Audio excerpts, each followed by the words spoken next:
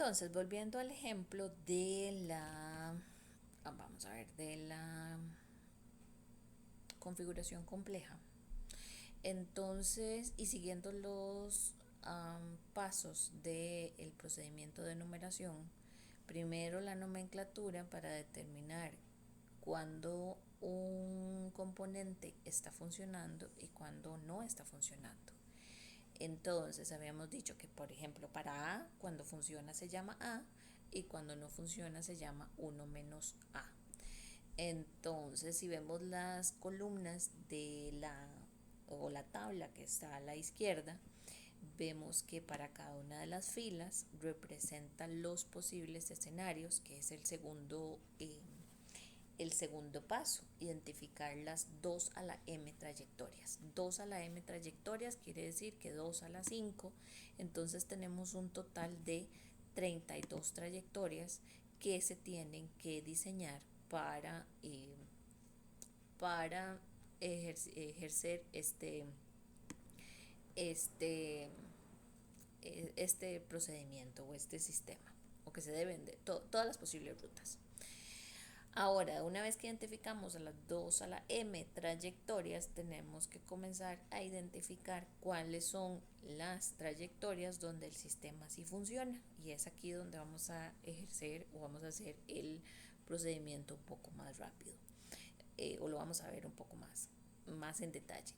Entonces, por ejemplo, si yo tomo el gráfico, y a mí me gusta hacerlo de estas dos formas, primero definiendo las trayectorias con la identificación del componente, cuando funciona y cuando no funciona, y después hacer el cálculo respectivo de esas confiabilidades, cuando la confiabilidad o cuando ese componente sí funciona y la confiabilidad cuando ese componente no funciona, para luego hacer las multiplicaciones respectivas y calcular si el sistema funciona, cuál sería la probabilidad asociada, y cuando el sistema no funciona, cuál sería la probabilidad asociada.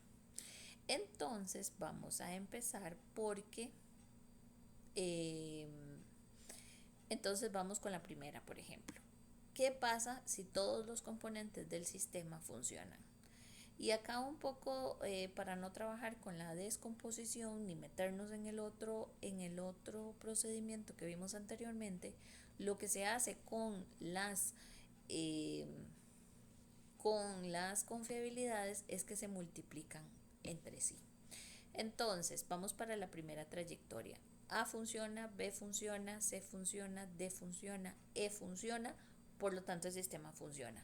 ¿Cómo sabemos si el sistema funciona? Porque no hay una desconexión y existe una entrada, por lo menos, y una salida para que el sistema esté realmente conectado. Si ya se desconecta en alguna parte de la entrada o la salida, ya se considera que el sistema no funciona. Si nos vamos a las confiabilidades, multiplico 0.9 por 0.9 por 0.95 por 0.95 por 0.8 y tengo esa confiabilidad. Y así voy sucesivamente. Vamos con la segunda. ¿Qué pasa si yo desconecto A?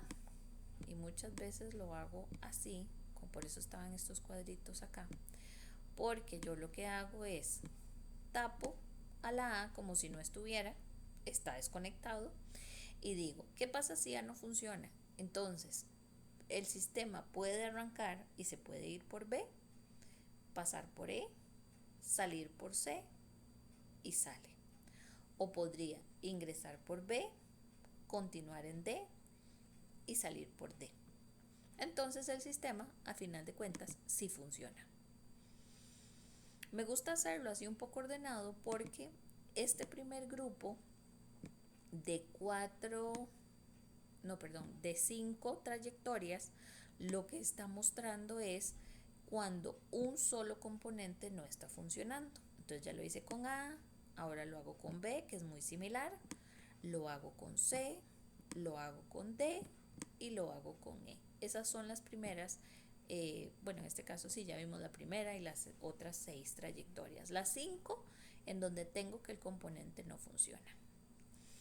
Ok, ahora, ¿qué pasa cuando tengo dos componentes que no funcionan? ¿Y qué pasa si en este momento entonces yo desconecto a y a B de forma simultánea. ¿Qué pasa? Que si yo bloqueo aquí, no tengo entrada. Y si no tengo entrada, no puedo tener salida.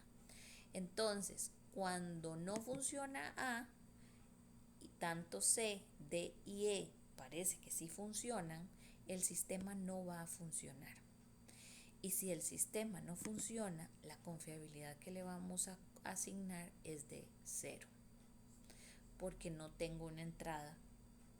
Sí voy a tener salida, pero no voy a tener entrada. Esas son de las condiciones para que no funcione, para que el sistema no funcione como tal.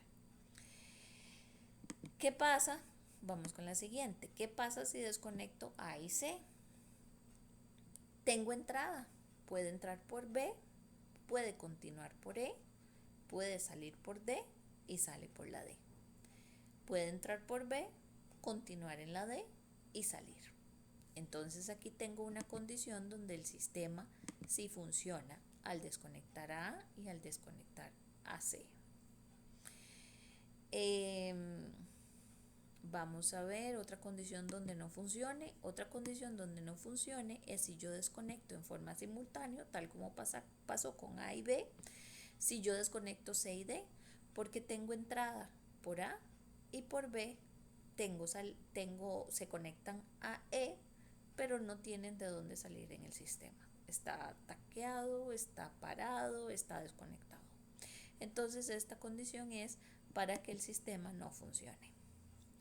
Así vamos sucesivamente y ahora en lugar de 2, que se puede ir viendo en la secuencia, en lugar de 2 vamos a tapar 3. Entonces todos estos que se ven marcados en verde son los que tienen 2 componentes en forma simultánea que hemos tapado. Los que están en color celeste es cuando tenemos 3 componentes en forma simultánea, están desconectados. Y son estas 6 líneas que tengo por acá. Es más, no son 6. Son esta azul, son 10.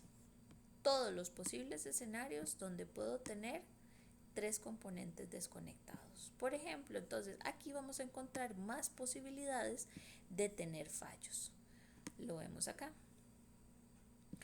De las 10, solamente 2 permiten que el sistema funcione. Si aumentamos la cantidad y pensamos en 4 componentes que estén fallando, vemos que tiene entrada, pero no tiene salida. Entonces, ante estas situaciones, cuando estoy tapando, no son 3. Aquí son 4. No son 3. Estos que están como en color rosa, es imposible, y ya no los sombreé en gris porque parecería una mancha. Estos 5 escenarios donde tengo 4 componentes no funcionando y uno que sí, todos me van a dar que el sistema falla, porque voy a tener entradas pero no salidas. Si lo cambio, puedo tener ninguna entrada y solamente una salida, y así no me sirve. ¿Y qué pasa si tapo todo? Pues lógicamente el sistema va a fallar porque ninguno está funcionando. Entonces, una vez que determino cuáles son las confiabilidades del sistema, cuándo son las condiciones del sistema para que funcione o no funcione, determino las confiabilidades para que el sistema funcione y 0 cuando el sistema no funciona, entonces ya yo puedo hacer la suma de todas las confiabilidades y me da como resultado 0.9858, que fue el mismo resultado que vimos en el ejercicio de la descomposición.